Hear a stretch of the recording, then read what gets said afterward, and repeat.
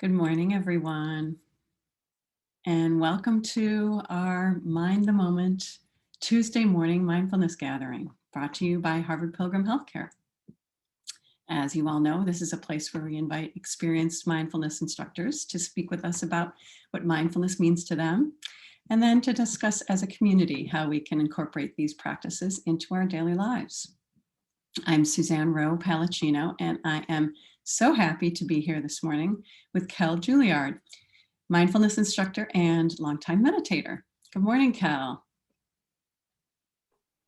Good morning, Suzanne, and good morning, everyone. Great to be with you all. Yes, it's nice to be here this morning after hopefully most people got to take advantage of a little time off this weekend.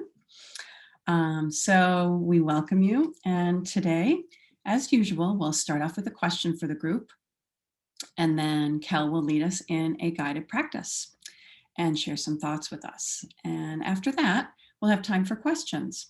So if you can go to the bottom of your screen and click on the chat, just to open that up and be ready for any comments or questions you'd like to add to our discussion this morning.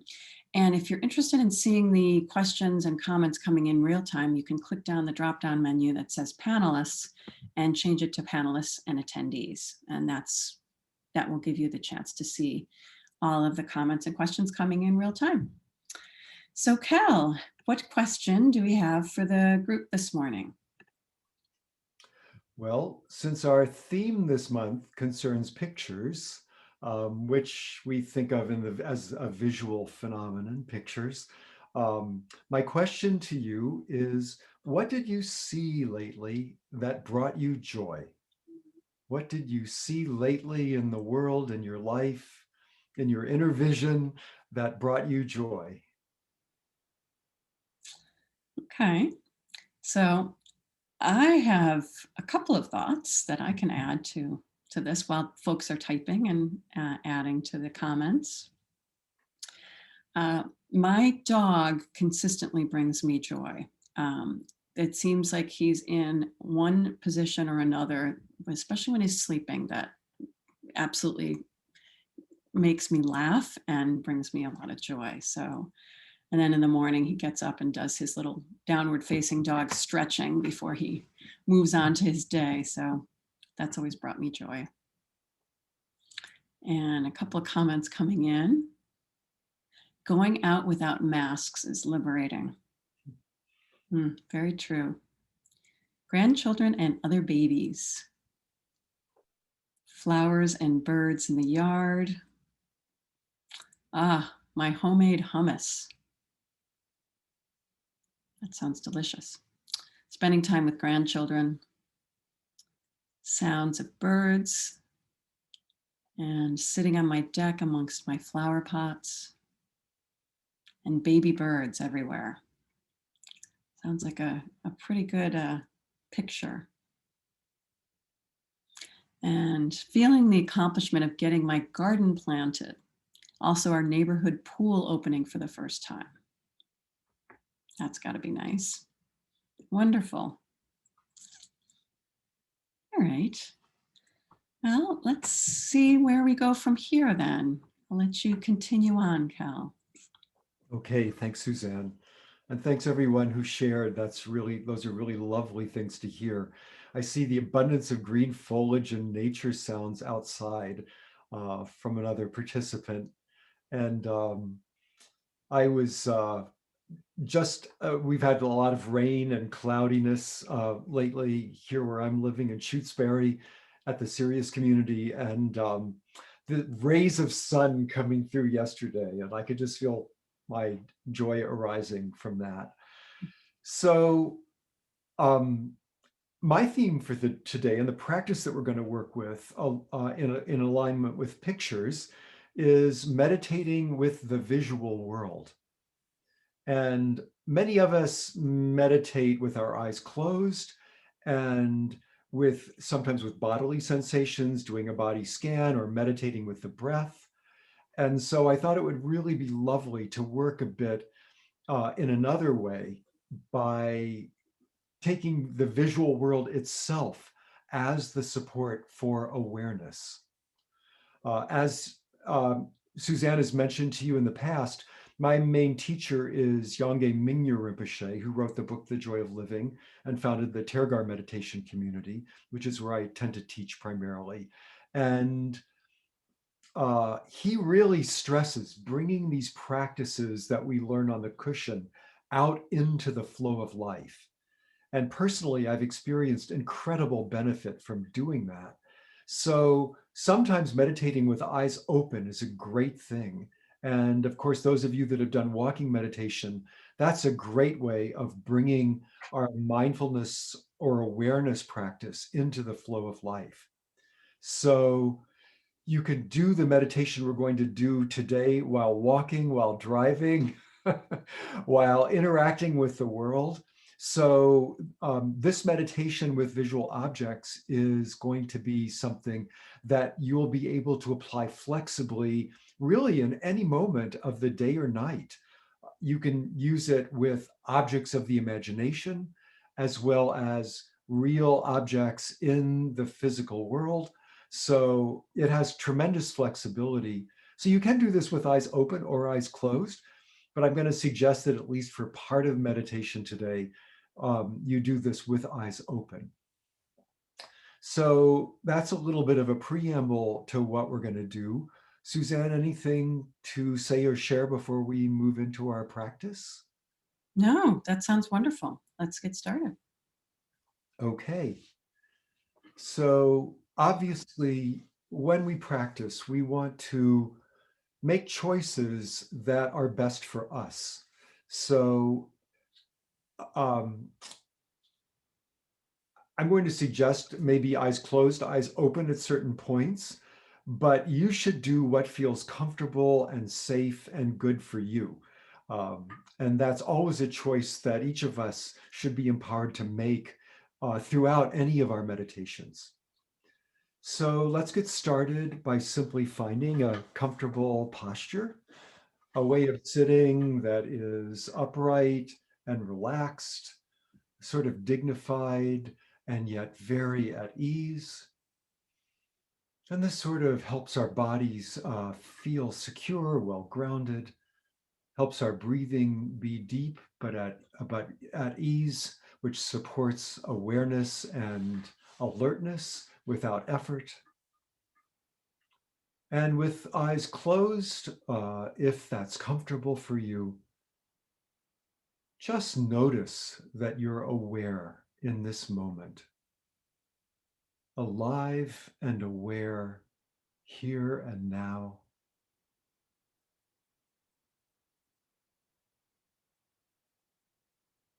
Awareness is a miracle. The neuroscientists can't explain it. And our whole lives unfold in the space of awareness. Thoughts and feelings, sensations, they all take place in the effortless, peaceful space of awareness itself, which is always bigger than whatever is going on in our lives. So simply know that you're aware in this moment.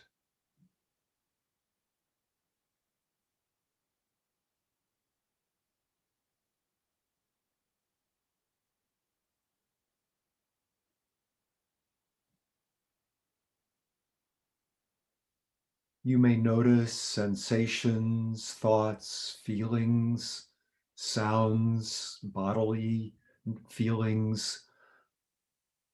They all can come and go in the space of awareness.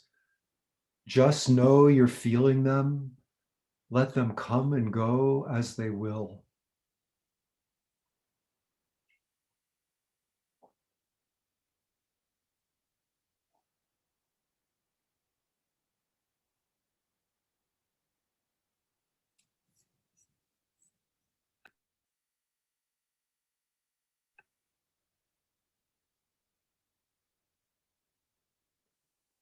We're not pushing any aspect of our experience away or chasing after it.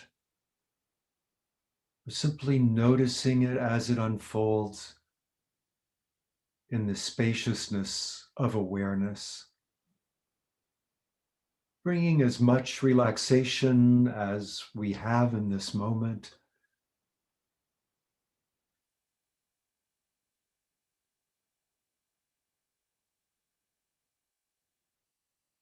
If there's any tension, that's perfectly fine.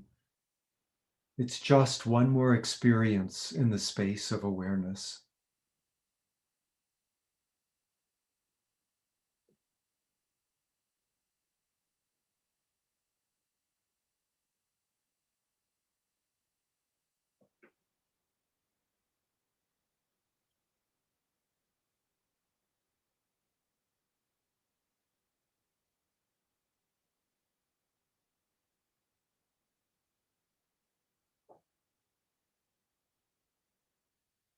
And now, if you feel comfortable doing so, gently open your eyes and just know that you are seeing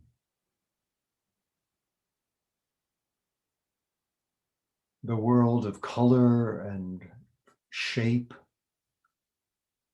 as it just appears whenever the eyes open.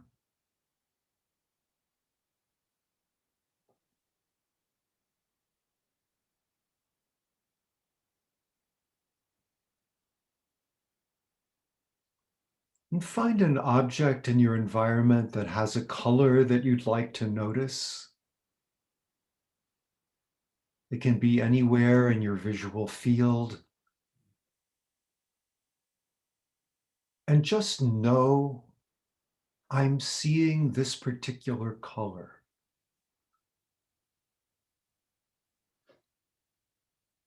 You can let your gaze be soft and relaxed. You can blink as often as you need to, just naturally. But we're focusing now on the experience of color. And when you feel like moving your eyes to another object, another color, feel free to do so. You want your eyes to feel comfortable and natural, not like they're being controlled or held against their will with tension.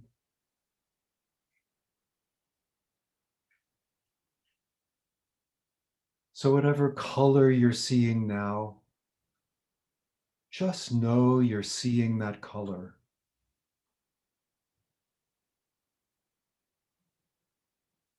And we'll take a minute or so for you to do this on your own, staying with the same color or moving when it feels right to do so.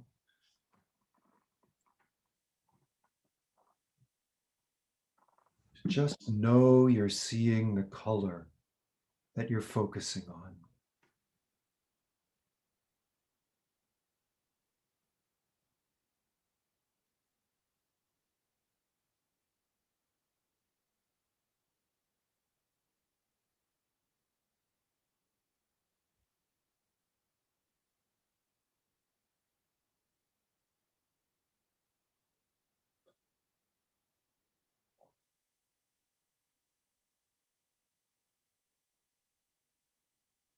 And now, picking another object, notice the shape of that object. You don't have to name the shape in any way. Just know that you're seeing the shape that you're focusing on. And again, whenever it feels right to do so, you can shift your gaze to a new object. And just to know that you're seeing that particular shape.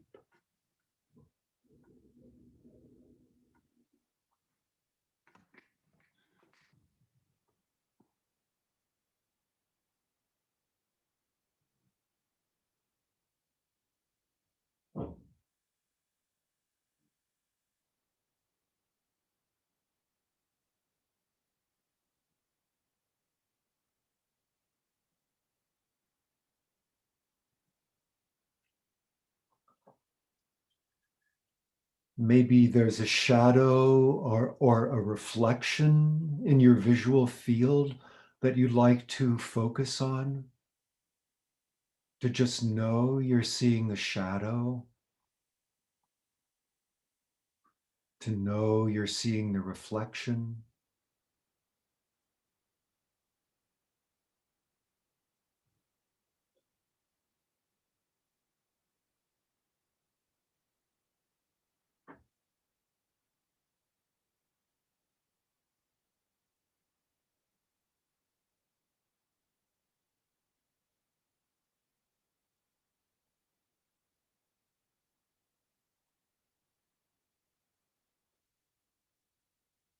It's the knowing quality of the mind that makes this meditation. That you're not just seeing the shadow or the shape or the color, but that you know that you are seeing it.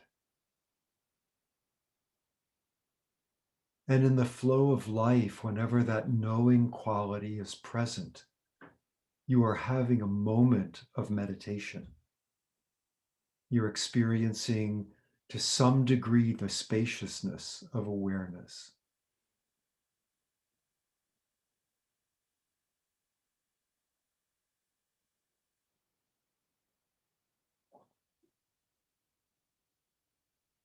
Now let your visual field broaden out so that you're aware of the whole field, the panorama of the visual field from your peripheral vision all the way to the middle, to the top, to the bottom, just the whole space of your visual field. Like you're taking in the space of the room or the space outside the window if you're looking out a window. Just noticing the expanse of the visual field and knowing that you're seeing this panorama of vision.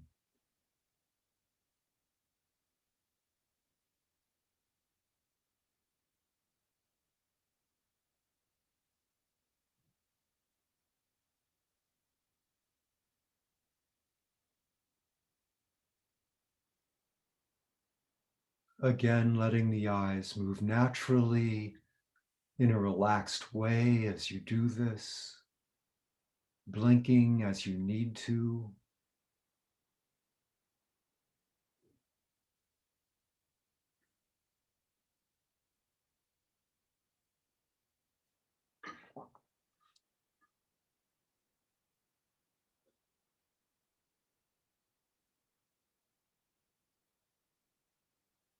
And now letting the eyes gently close again if you're comfortable doing so. And letting the mind rest as it is. Noticing whatever feelings or thoughts are present as they move through the space of awareness. Recognizing I'm aware here and now.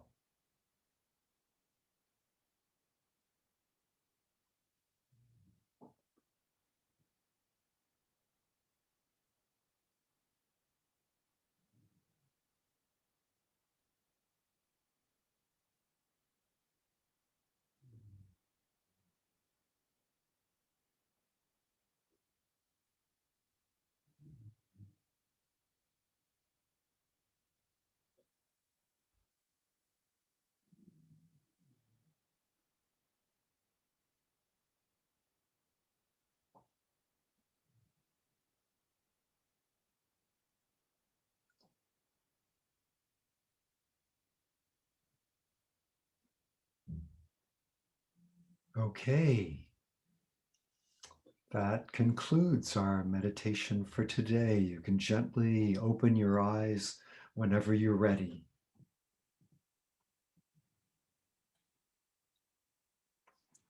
Thank you, Kell. It was a great practice. It's something very different. I think many folks might not have done before. So I think it's quite helpful to visualize how this can help us in just our daily lives, off the cushion,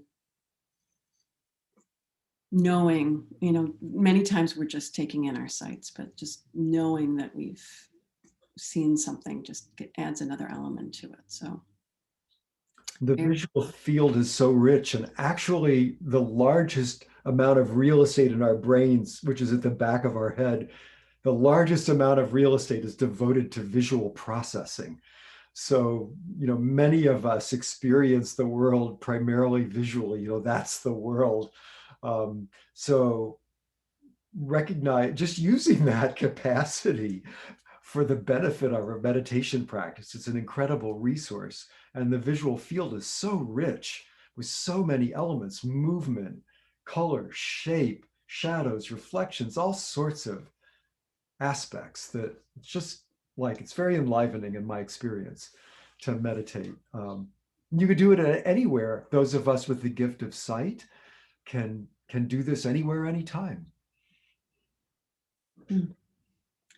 Yeah, I think I can see myself, I'm a very visual person. I can see myself sometimes being, overwhelmed by some visual kinds of things that come into my day. And if you're more focused on it and the knowing of taking in those different things that you're seeing, it might make it a more relaxing experience.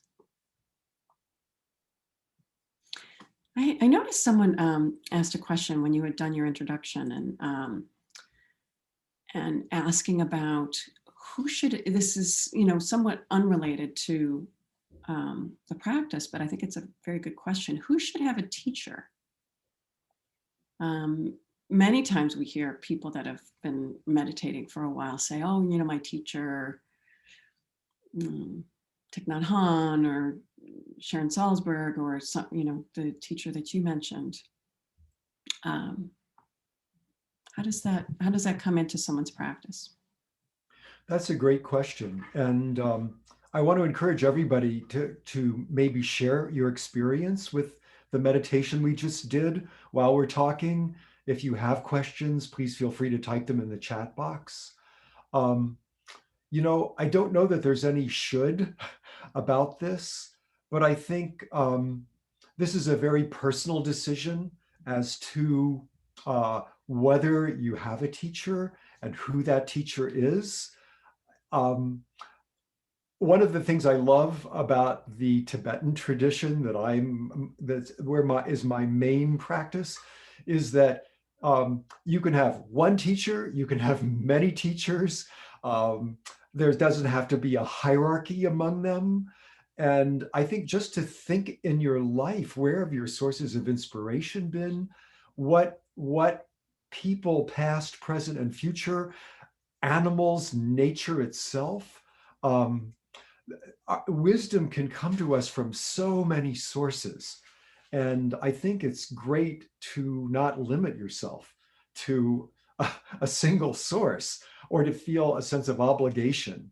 But I know for myself, it's been very helpful to go deep into one tradition and to find somebody that, number one, I really trust, number two, who has the depth of practice experience that I feel is essential to be a guide in this area of learning about the human mind, who has incredibly high ethical standards. I feel like these days that's very important. And just on a side note, it's super important not to put our teachers on a pedestal.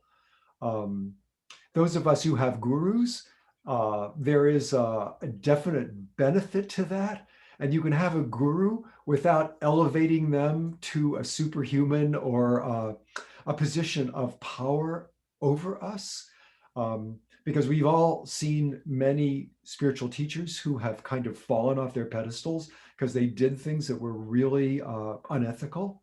So I think we always need to keep our intuition and our self-empowerment of our own judgment in terms of both selecting a teacher and in our ongoing relationship with a teacher, that's really working for us, and that this is just another human being who is not perfect. So I know that's a lot that I've just said. I hope it helps address this question. Suzanne, please feel free to chime in if there's anything you would like to add. No, I think that's wonderful. And I do agree. I feel like people that I've meditated with that have led meditation um, groups that I consider very, that have practiced a long time, I consider them teachers. So it doesn't have to be a one-on-one experience. It can be someone that's, has led a group for you that you feel connected with, and you feel like you can ask questions and, get some guidance from. So I think that's great. Well, just one more thing I'll say. When I turned 60, I thought, I'm 60. I'm never going to have a teacher, a spiritual teacher. And the next month I met Mingyu Rinpoche. So sometimes these things just happen. And one of the things I loved about him is that he was willing to sort of come all the way into my world. I didn't feel like I had to like fit myself into his system, that he had created a program that I could adapt to my own life. And that was really important to me. Some of you may want a system that then you learn and, so it's really not one size fits all. I see a couple of comments in the chat about sometimes it's harder because when you have eyes open, all the input that's coming in, and that tends to trigger a lot of thought.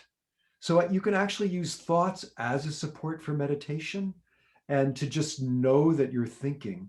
And when you know that you're thinking, you're actually meditating. But with eyes open, one of the things I was hoping you take away from this meditation is that you could just focus on color or shape or movement or a shadow, and that can help simplify things.